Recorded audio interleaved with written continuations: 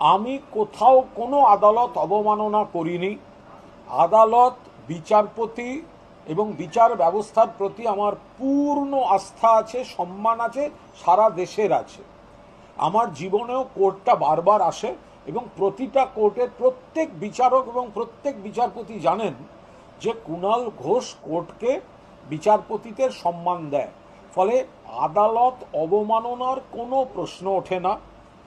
যে কর্মপ্রার্থীরা সংযম হারিয়ে কোর্ট চত্বরে বিতর্কিত অসংযমী কোনো বিক্ষোভে যারা দেখিয়েছেন, আমি একদম তা সমর্থন করি না। তাদের যন্ত্রণার প্রতি আমি সহানুভূতিশীল, কিন্তু যন্ত্রণার বহিঃপ্রকাশে আমি একমত নই। এই যারা রাজনীতি করছে তারা অকারণ বলা ভুল নয়, তাদের কারণ আছে। তারা রাজনৈতিক প্রতিহিংসা থেকে আমার নামটা ঢুকিয়েছে, তাতে আমার কিচ্ছু এসে যায় না।